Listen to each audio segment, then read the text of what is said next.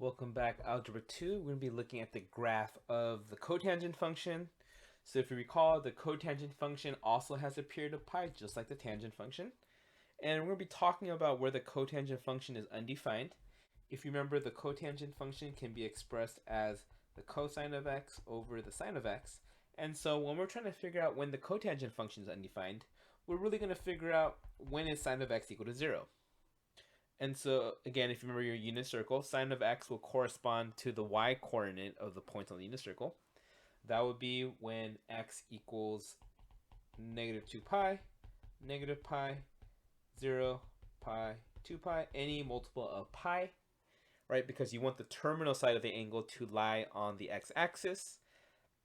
To find the vertical asymptotes, those are going to be where the function is undefined.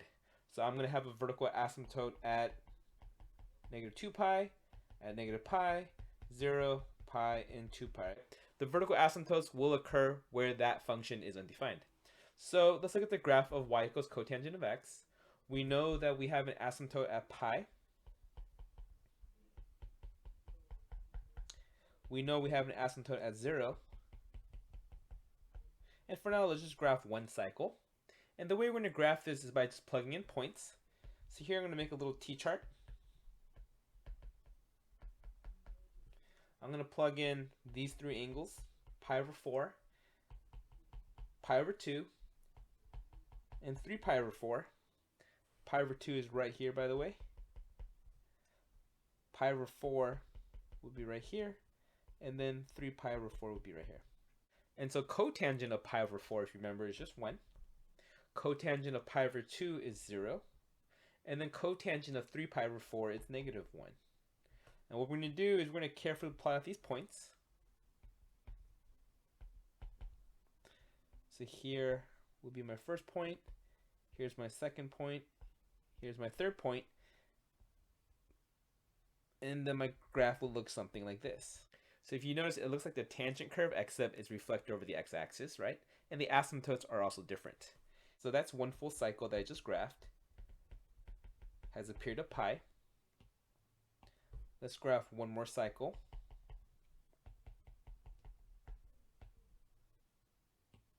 Rough sketch. 3 points. Right? And it'll look something like that. And so just like we did before, we're going to be taking this basic cotangent graph and we're going to be applying transformations to it. So let's look at our very first example here. Here I'm going to be graphing y equals negative cotangent of 1/2 x. And so just like before, we want to start by finding the asymptotes. I'm going to first graph y equals cotangent of x. So the asymptotes for cotangent of x would be at multiples of pi, so 0 and pi.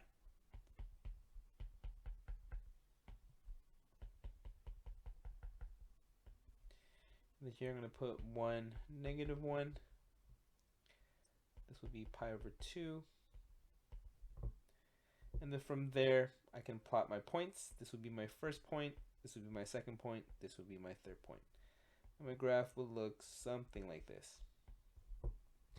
Now that's just y equals cotangent of x.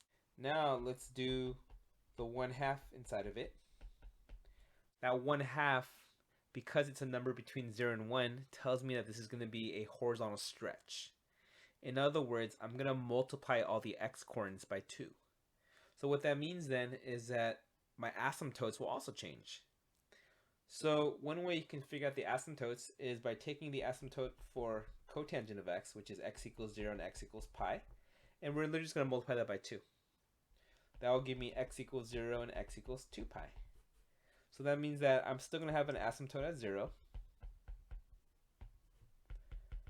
but my other asymptote will be twice as far away as before, which makes sense because this is a horizontal stretch.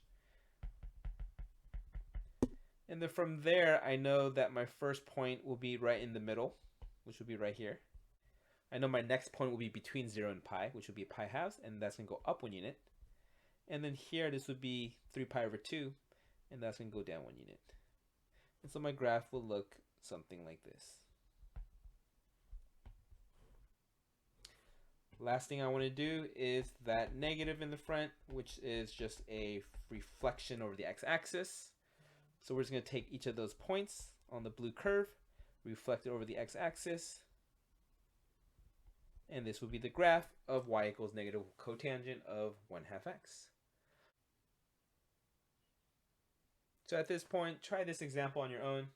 As usual, pause the video, and when you're ready, press play. So I'm going to graph this one a little bit differently than the way I did it the first time. I think the first time I graphed all three transformations. Here I'm actually going to go right into the graph of 3 cotangent 2x. But before I do that, I want to find my asymptotes, okay? Now this 2 right here tells me that I'm going to shrink everything horizontally by a factor of 2.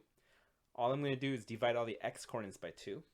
So what I'm going to do first is I'm going to note that the asymptotes for cotangent of x occurs at x equals 0 and x equals pi. So if I want to find the asymptotes of cotangent of 2x, what I can do is set 2x equal to 0 and set 2x equal to pi. And when I solve for x, I'll get my new vertical asymptotes. So if you notice, this is the exact same thing as just taking all the vertical asymptotes and dividing it by 2. Because that's what you do when you're shrinking something horizontally by a factor of 2, right? You're dividing all the x coordinates by 2. You're also dividing all the vertical asymptotes by 2. So based on that, I can graph my first vertical asymptote, which is at x equals 0. I have another vertical asymptote at x equals pi over 2. And then from there, I know that this point right here will be pi over 4. And then I can break it up like so. Now at this point, I'm going to label this here a 3 and this here a negative 3. Because I know that my first point will be at 3 simply because there's a 3 right here. Normally the y coordinate would be 1, but because there's a 3 there, everything's being multiplied by 3. This is still going to be at 0 like it normally is. And then this last point here would be at negative 3. And then from here you can connect your points. And your graph will look something like this. So hopefully you're able to get that correct. Just like tangent, you got to know your vertical asymptotes, and then you got to understand what your new vertical asymptotes are going to be based on the transformations, okay? So make sure you understand how to graph cotangent functions. Pay attention to the similarities and differences between the cotangent graph and the tangent graph.